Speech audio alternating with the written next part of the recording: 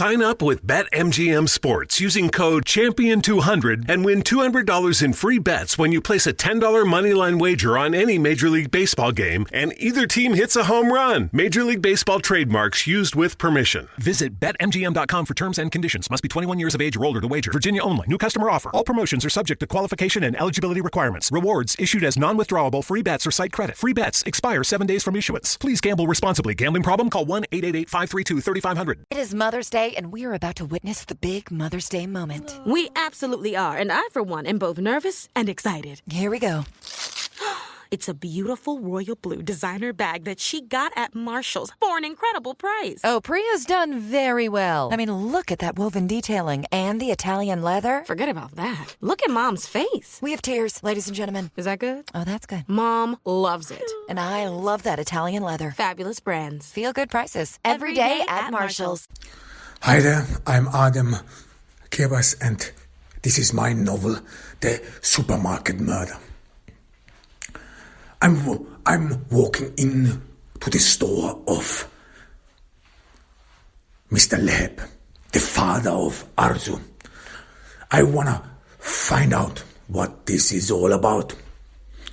And I look around and I see an old store. I see some old furnitures. I see some old TVs, old radios.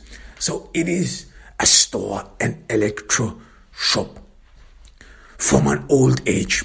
It has nothing to do with those giant stores which sell the latest technological development. And I see in this old store that some of the stuff is even dusty. So it hasn't been, the store doesn't seem to be doing well, because who buys old cameras? And I see a lot of cameras, old ones, dusty. And yet the store is in an area, in a place which is pretty much close to the center, to the city center. So either the owner of this store can afford to waste money, or this store supports a whole different purpose. And I wonder, because it is pretty much apparent that this store will probably, or is hardly able to pay the rent, given that all the stuff inside are all already dusty, old. I see a camera which I recognize is from Canon, and it is not even digital, it is still analog. This camera is about 30 years old. So I don't think who buys nostalgia goods, because I know from my parents developing a film, those old camera films was pretty much arduous, or you had to go to a specialist, to a photographer, and this would mean that this specialist or this photographer would have access to your privacy. You would share intimate moments with this photographer. So, and one big relief in the digital age was that you could, in a way, preserve your privacy. This is what this is all about. So I'm not quite sure. And even though if you wanted to have your films, camera films, those old films developed, I actually wouldn't even know where you would still find photographers who would do that. Maybe there are some nostalgia stores which still do this, but I don't know, and I did not see any of these stores in this city, in Ordu. However, I'm somehow curious, and I see that no one is in this store actually. So apparently this man or the owner is not afraid that someone could pop in and just steal his stuff. I look around and I only see one security camera which only watches the cashier area and not the store and not the store. So this means the owner isn't even afraid that someone may steal his nostalgia goods. And I again look outside of the shop window and I see a lot of pedestrians, passer-bys. It is a pretty much vivid area. Probably the owner has inherited the store. This happens. It could be so 30 to 40 years ago, Urdu looked a whole lot different. And if there someone back in the days bought a store, he probably could do well, because the city has grown very fast and very rapidly. So this means some stores which had been at the periphery of the city more and more migrated into the center of the city. So it is possible, that he in a way inherited it. But however, what in a way bugs me is, why doesn't he do something else with the store? Because apparently those nostalgia goods, those old cameras, they do not sell well. Wouldn't it be easier to rent out the store? Starbucks or some coffee shop, whatever you have, these things always run good. So this does not make any sense to me. And I wonder, and still I have been waiting in this store for almost 15 minutes. No one has appeared. So where is the owner? And I see a door. It is open, and it is a door which leads in to the back of the store. And I'm curious. I want to know what's behind the curtain. And I walk through this door. And I see left and right on the hallway some old stuff lying around. Again, it is dusty. Again, some people have forgotten to carry it away. And it hasn't been cleaned for a while. And I walk past it. And I see at the right side, I arrive at a room. And this room is furnished with old furniture. And this is some sort of surprising, because I assume the furniture looks like the furniture of a living room, but it is from an old age. And I assume that the owner is probably living here.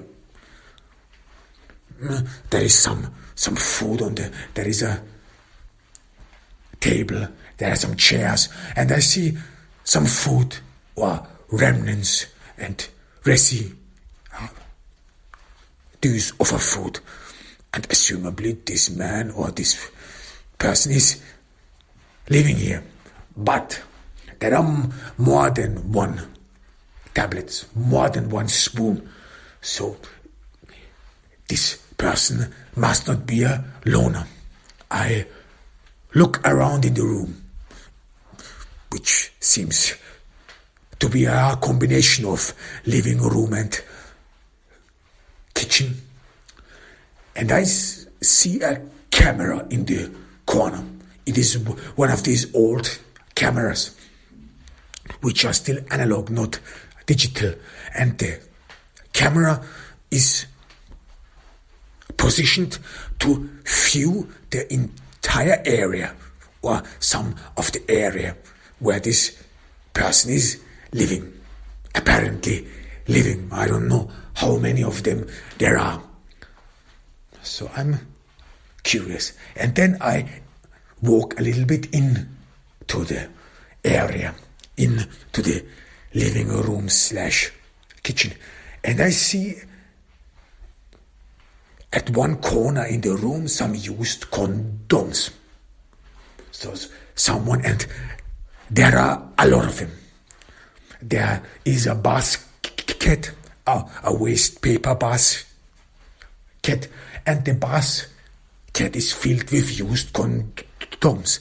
And some have fallen, or some used condoms are beside the waste paper basket. So they probably have been discarded carelessly, just thrown away. Someone probably aimed at the trash but did not succeed in hitting it.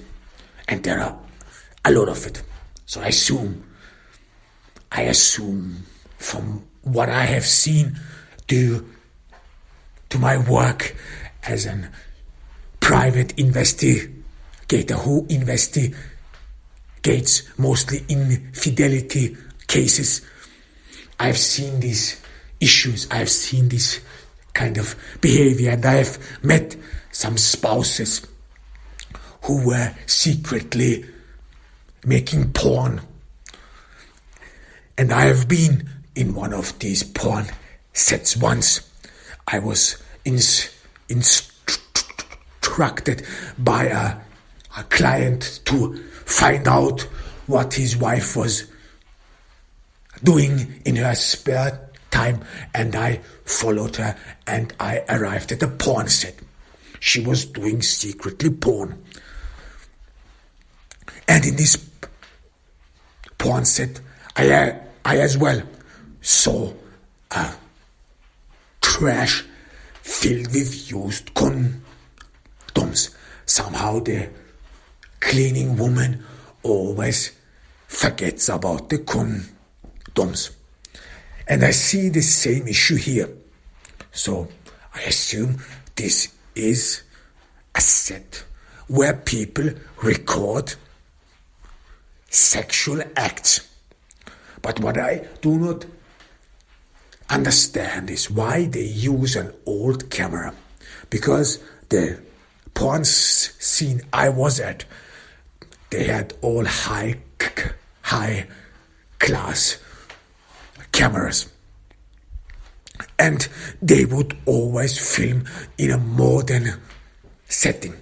But the furniture and the place where I am now looks run down. There are not enough light.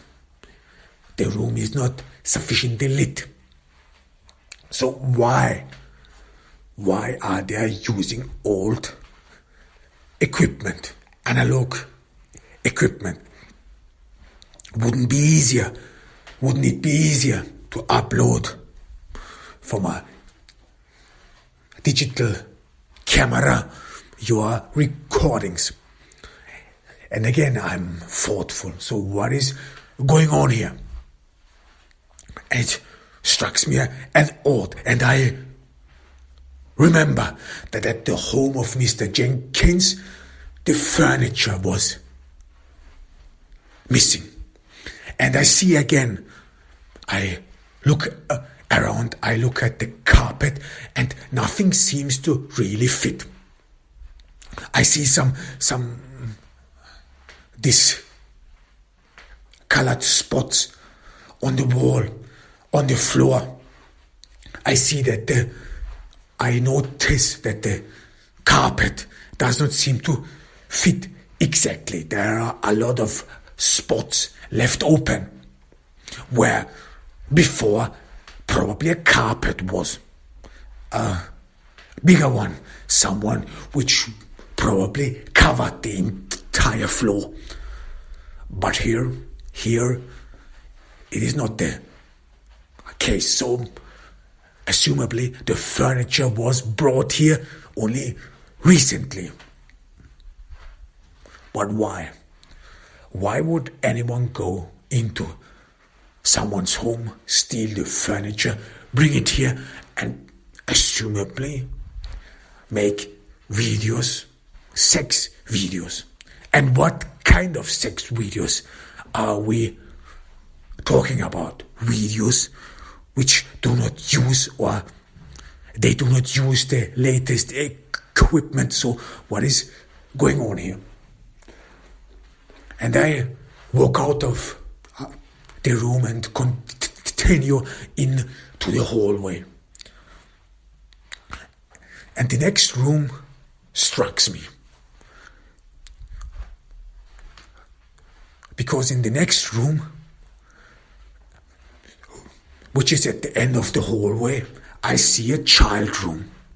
It is filled with toys. The tapestry is childlike. I see a lot of Barbies. I see a lot of toys, the furniture. There is a bed just which indicates a child sleeps here. So, and there are a lot of child photos lying around about children, about young babies, and they are lying on the bed, on the floor. And I see on the bed some stains. Someone probably jerked off. And something inside me starts revolting. I'm more and more grasp what this is all about, or what is happening here. So there are child photos lying all around. This is a room filled with toys, with all kinds of stuff for children. I see and I saw that there in the room previously, that they were recording with an old camera, with an old analog camera, which is difficult to trace, because if you have a digital camera, this is way more easier to trace, assumably. So this is a despicable pedophilia group. So they are probably recording child porn, and I'm disgusted. At this very moment, I feel so much hate, so much unimaginable hatred coming over me, and I regret that I do not have a gun, because I'm so disgusted by this. I don't care anymore. But I can try to be calm. I want to see more. I want to find out what is going on here. And I walk out of the room with a feeling of nausea. And I see a staircase which goes downstairs. Probably they have to develop somewhere films. And I noticed again I'm unarmed. So this means if someone would come my way, I would be probably without any protection. I would probably not be able to defend myself, especially if this scumbag has a weapon, a gun.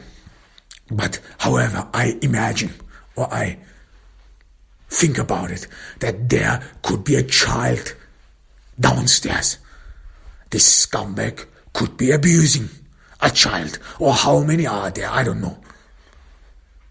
So I take a deep breath and I walk down the stairs. I try to walk stealthily. I don't want to wake anyone. I want to take this scumbag by surprise. And I walk in there, and it is entire darkness for a while. And I walk for a couple of meters, and then I stop. There is a development room, one of those old development rooms where people in an old-fashioned way developed photos. They developed it by themselves, a red room. And I walk inside the red room, and again it is filled with photos and photos of children. Photos, and they are everywhere. I feel nauseous. What is happening here? And I more and more feel disgusted. I want to find the perk. I want to find this scumbag. And I can grab a stick. I see a stick, I grab it. I'm sure as hell I'm going to smash the head of this scumbag. If I catch him, this parasite, this pedophile, he is dead. And I walk out of the red room. I'm determined to do something about this. Fuck it, whoever this is. And I hear something. I hear something in a room. Something is happening. Someone is watching a movie or something and is laughing. And I hear laughter. And I walk in there. It is a room with a big TV, and in front of the TV is a scumbag. Is a man who is watching child porn. What a fucking scumbag. And that moment, I rush in there, smash the fucking TV, and the scumbag jumps up. Fucking piece of shit. And I see that he has an erection, and I hit him. And I hit this scumbag between the crotches. Fuck this piece of shit. And I'm so out of my mind that I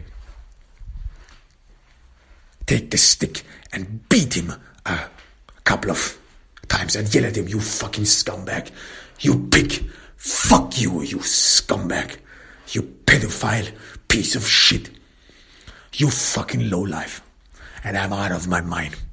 In that moment, I swear, I don't know what anymore. I'm so filled with so much hatred. These fucking pedophiles, fuck them and fuck them all. And then this scumbag begs me, please, don't hurt me, you fucking piece of shit. But then I come to my senses. I remember that I still need some answers, that I still haven't solved the case, and that probably this scumbag is the lead. So I stop. I'm exhausted. I'm panting. I look at this man, this scumbag, and I immediately recognize him. I've seen the photos. This is Mehmet Leheb, the father of Arzu, the girl, the blonde woman who came in to the police precinct and claimed that Mr. Jenkins had raped her. I immediately recognize this scumbag, but I still ask him, who are you? He says, my name is Mehmet. What are you doing here? And he, this scumbag, tries to lie. Well, I just bumped in here. I found this. It was lying on my counter. Someone gave it to me. I didn't know what this was all about. I just want to have a look. So this pickable scumbag starts lying. And I say to him, I look this scumbag deep in his eyes. This fucker. And the stick is still, and I still hold the stick in my hand. And I want to smash the fucking brain out of this parasite, this lowlife. I look at him, stare at him deeply. And I say to him, I know what you are, you fucking despicable scumbag. You fucking parasite. I know that you are the father of Arzu. She came into the police precinct and she confessed it. She talked about it, about all of it. I leave the end open. I want to see his reaction, and he's devastated. I know that he has something to do with it. I tell him that Arzu, that she talked about her suffering. Again, I leave out that Arzu actually talked about Mr. Jenkins. And then I see Mehmet, her father, that scumbag, Mehmet Leheb. I see him weeping. I know. I feel deep disgust. People do not understand. This is what this scumbag says. People do not understand. They are all judgmental. And this scumbag weeps and weeps. Oh, I cannot look at him. What a despicable human being. What a fucking degenerate. I never wanted to hurt Arzu. He exclaims, she's my daughter. She's my love. She's my all and everything. Why did you hurt her then? I yell at him. Why did you hurt her then?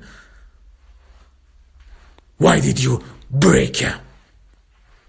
I didn't want to hurt her. He tells me. I didn't want to. But it happened. How could it happen? How could it happen? I yell at him. I'm still fucking mad. You fucking degenerate. I want to smash the fucking head of the fucking brains out. Fuck you, you degenerate. How could you have done this? You know, he tells me, people are born with this. Oh, they are? You fucking degenerate. They are. But why did you film them then? Why do you film them? You sick, degenerate fuck. Why do you film these poor souls? And then he again bursts into tears. Oh my God, please forgive me. Oh my God, forgive me. Something is wrong with me. I'm fallen. Oh my God. You fucking piece of shit. You disgusting scumbag. You fucking lowlife. Fuck you. I never wanted to hurt my daughter. I never wanted to hurt Arzu. She said everything. There is a way to make things good again. You have to confess. You have to go to the police precinct and say how sick and how fucked up you are, you fucking scumbag. You make me sick, you piece of shit. You fucking parasite. And then he says, no, I can't. No, please, don't make me do this. No, please, I can't do this. Please, don't do this with me. You will, you piece of shit. Your daughter already said everything. Now we want to hear your side of the story, you fucking pervert, you sick fuck. And he again burst into tears. People do not understand. People, they don't understand. They don't understand fatherly love. They don't understand how it is to be born with this. You fucking scumbag. Oh, I'm so disgusted. I can't even tell you, fucking degenerate. I want to smash the fucking brains out. But I sense something. I sense something that this scumbag, this parasite, that he has had probably something to do with the death of Mr. Jenkins, the furniture upstairs, the camera. I remember Arzu's tears, that she has been abused for years, and that it did not make sense because it couldn't have been Mr. Jenkins. He couldn't have been the abuser. And I ask him, and I tell him that we know that he killed Mr. Jenkins. And I watch his reaction. We know that you had something to do with the death of Mr. Jenkins. And he looks up.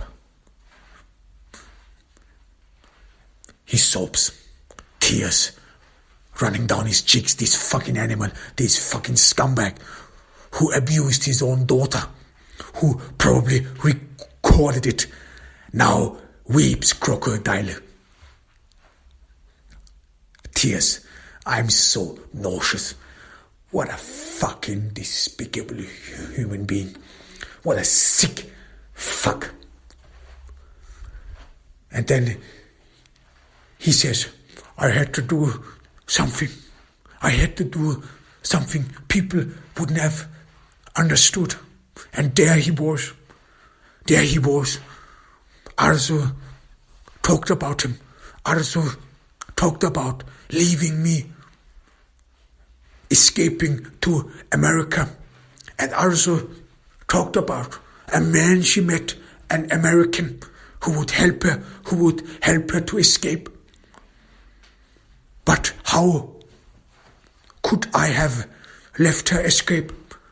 Arzu, she's my daughter, she's my love, she's my everything. She must not leave me. So I found him. I found this scumbag who wants to take my Arzu away.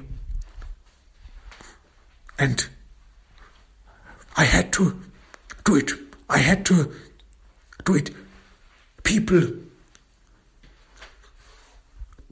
do not understand. I'm a Leheb. We are royalty. People must not know what we are. Yes, I'm a Leheb. I'm royalty. This city belongs to us. What would people say if they would find out? Fuck you, you scumbag. You fucking degenerate scum. Fuck you. And I'm out of my sins. What the fuck is going on here? So I tell him, you shot him. You shot him in the supermarket. He nods. You shot him in the face, yes. But why did you steal his clothes? Why did you steal his watch, his shoes? Why? He tells me that Arzu wanted to talk to the police. She wanted to say it all. She wanted to talk to the police. Yes, I could not let that happen. So the furniture upstairs is from Mr. Jenkins' home, isn't it? He nods. Arzu, now I make a huge bet. I tell him that Arzu said that she was recorded when she was abused as a child. It is a lie, but it is necessary to get this scumbag talking, or else it wouldn't be possible to get a confession out of this lowlife. Because we are still taping in the dark. I don't have the video. I don't have even a confession. I have just misleading evidences, misleading witness reports.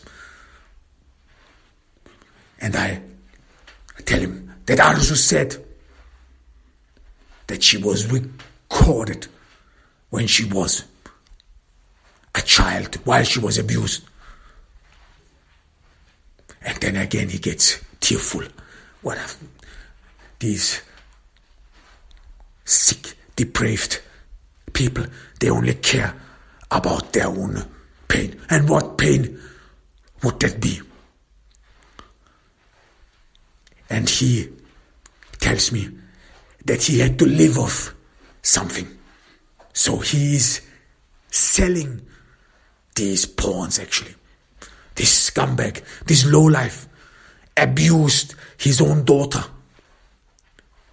Abused her over years, recorded it, and then sold it.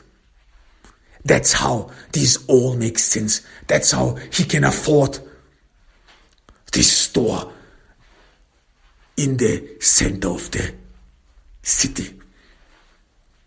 That's how he can keep it all up. And the reason why he stole Mr. Jenkins' clothes, shoes, and watch is because he wanted to incriminate him. They wanted to incriminate him. A couple of people concocted the plan to incriminate someone else. Some of them were pedophiles. The others just hungry, homeless people who wanted to earn some extra money. And they shot him. And they shot him in the supermarket. And the reason why no one was in the supermarket at that time when Mr. Jenkins was shot is that they had put a sign outside of the supermarket that the supermarket would be closed from 10 to 1 p.m. So at midday, the supermarket was allegedly closed. People were made believe that the supermarket would be closed at midday so that no one would be there. And they waited for Mr. Jenkins when he entered the supermarket on that day, and they shot him. Here, Mehmet Leheb shot him, and he shot him in his face so that he could blame someone for the abuse of his daughter. And then he stole all his stuff to record. Unbelievable, to record another child porn in order to incriminate Mr. Jenkins and give this to the authorities. What a repugnant piece of shit. What a despicable scumbag. I more and more feel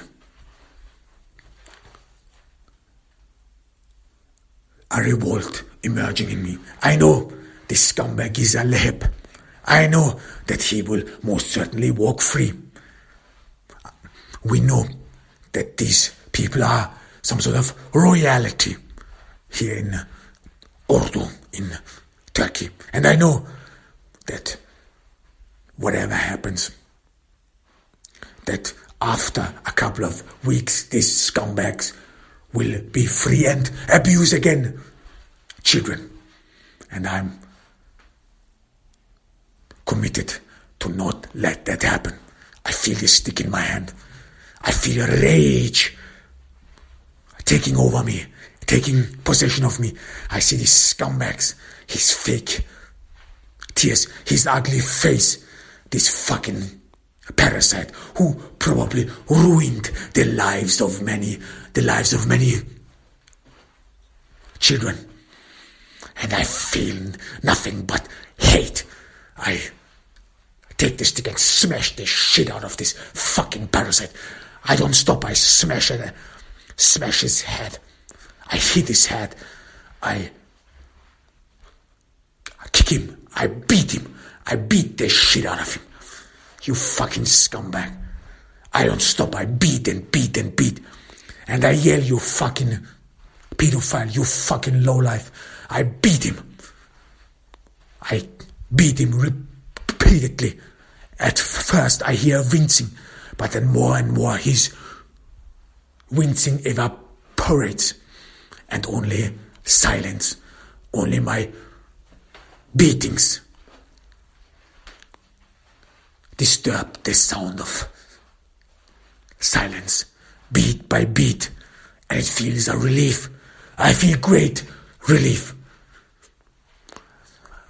I feel a weight loosened from my shoulders. I feel doing the right thing, you fucking scumbag. And I remember all these photos, all these poor souls whose lives have been drained out of them. These poor souls, these innocent souls whose lives have been destroyed. And I beat him. I continue to beat him. My hands, my clothes are drained in blood, but I don't stop. Tears pour down my cheeks. What a world we live in. What people we meet with. And I feel nothing but nausea, but relief. It's finally time to start firing up the grill. From city to shore, Acme is everything you need to prep for this summer season. Download the Acme app to shop for this season's essentials any way you want. Open the Acme app, clip your deals, then order your items online. An experienced Acme associate will carefully select your groceries, bag your order, and bring it right to your car or deliver right to your door. Download the app or visit acmemarkets.com for program details. It's finally time to start firing up the grill. From city to shore, Acme is everything you need to prep for this summer season. Download the Acme app to shop for this season's essentials any way you want. Open the Acme app, clip your deals, then order your items online. An experienced Acme associate will carefully select your groceries, bag your order, and bring it right to your car or deliver right to your door. Download the app or visit acmemarkets.com for program details.